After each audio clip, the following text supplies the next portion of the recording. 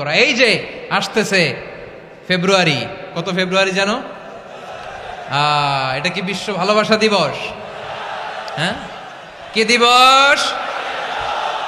এই বিশ্ব ভালোবাসা দিবসের সাথে মুসলমানদের কোনো সম্পর্ক নাই। আমার প্রিয় ভাইরা, এই যে আপনি অবৈধ সম্পর্কে জড়ালেন, কেন আল্লাহ অশ্লীলতাকে হারাম করেছে দেখেন। বলতেছিলাম যে এটা আপনার নাসাল, আপনার জেনারেশন, আপনার লিনিয়েজ, আপনার বংশকে প্রিজার্ভ করা। কে কার বাবা, কে কার মা, বাবা মা জানা, প্রজন্মকে প্রিজার্ভ করা, এটা ইসলাম ওয়াজিব করে দিয়েছে।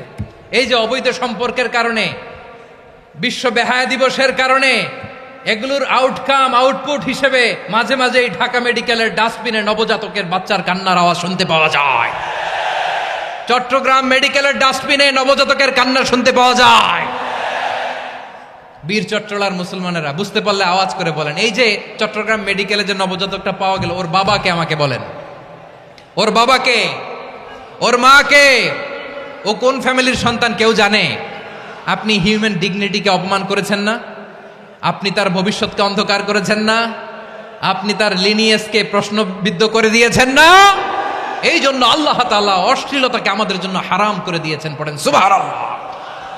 এই জন্য রাব্বুল আলামিন বলেন, কুল ইন্নামা হাররামা রাব্বিয়াল ফাওয়াহিশা মা যাহারা মিনহা ওয়া মা বাতান। প্রকাশ্য অপ্রকাশ্য সব অশ্লীলতাকে হারাম ঘোষণা করে দিয়েছে কে? আবার দুনিয়ার বুকে যারা অশ্লীলতার প্রসার করে তাদের জন্য শাস্তি মজুদ রেখেছে কে? রাব্বুল আলামিন বলেন, ইন্নাল্লাযীনা ইউহিব্বুনা আন তাশিআল ফাহিশাতু ফিল্লাযীনা আমানু লাহুম আযাবুন আলীমুন ফিদ দুনিয়া ওয়াল আখিরাতি ওয়াল্লাহু ইয়ালামু ওয়া আনতুম লা তা'লামুন।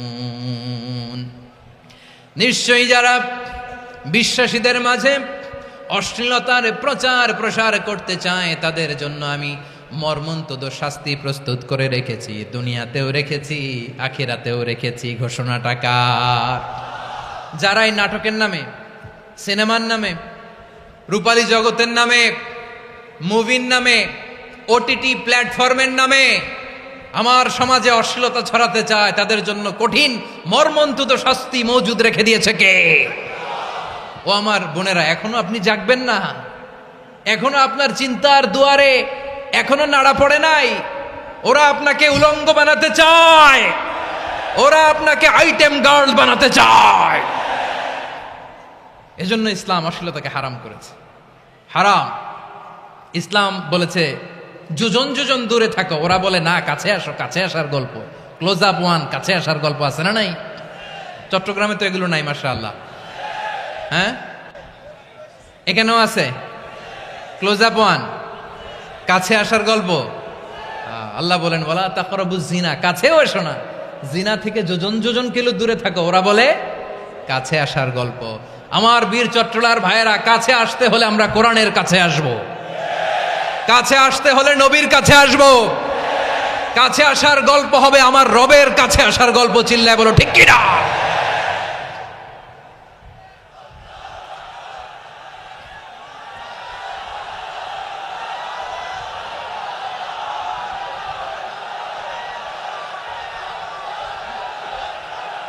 বসুন, বসুন আমার ভাইয়েরা।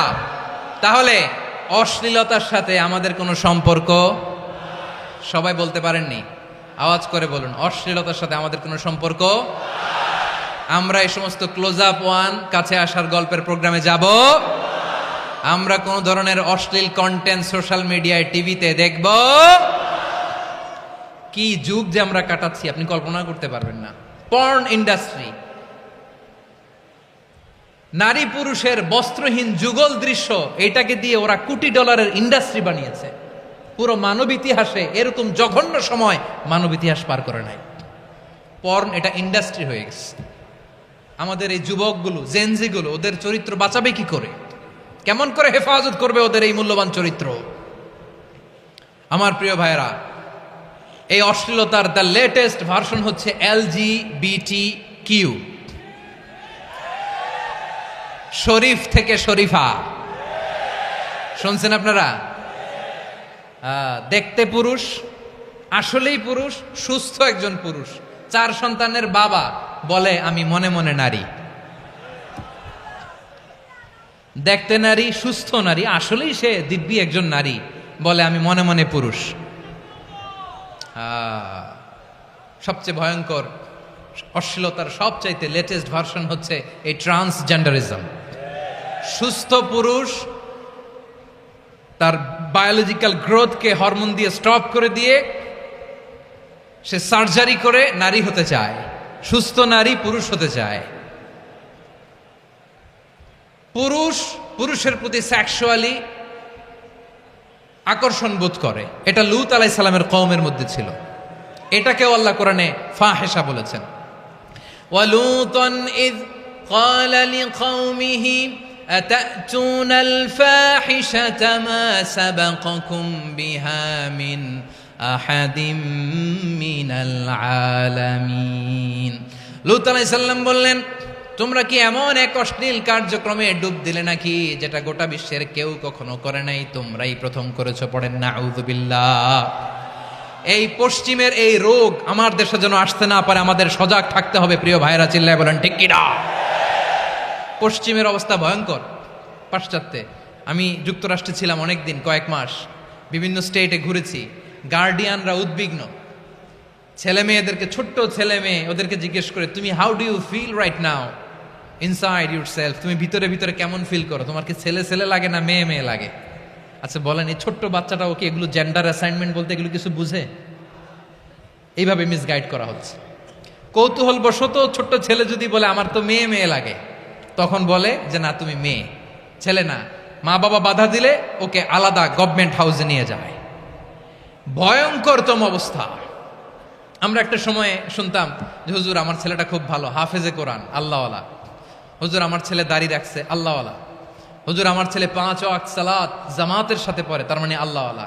পশ্চিমে যে আমি কি শুনছি জানেন? ওরা বলে হুজুর আমার ছেলেটা ইউনিভার্সিটির একটা মেয়ের সাথে প্রেম করে, ও খুব আল্লাহওয়ালা, হুজুর দোয়া করবেন। এর কারণ ওদের কাছে আল্লাহওয়ালার ক্রাইটেরিয়া হচ্ছে হুজুর আমার ছেলেটা আরেক ছেলের পছন্দ করে নাই, আমার মেয়েটা আরেক মেয়েকে ভালোবাসে নাই, এজন্য আমার ছেলেটা আল্লাহওয়ালা, হুজুর ওর জন্য একটু দোয়া করে দিয়েন। কি চ্যালেঞ্জ ওরা ফেস করতেছে। ওনার ছেলে যে আরেক ছেলেরে বিয়ে করবে না, এটাতেই উনি খুশি যে আলহামদুলিল্লাহ আমার ছেলেটা একটা মেয়েরে ভালোবাসে, আমার মেয়েটা একটা ছেলেরে ভালোবাসে, মানে এটা খুব আল্লাহওয়ালা। নাউজুবিল্লাহ পড়তে পারলেন না? এজন্য অশ্লীলতার সাথে আমাদের কোনো সম্পর্ক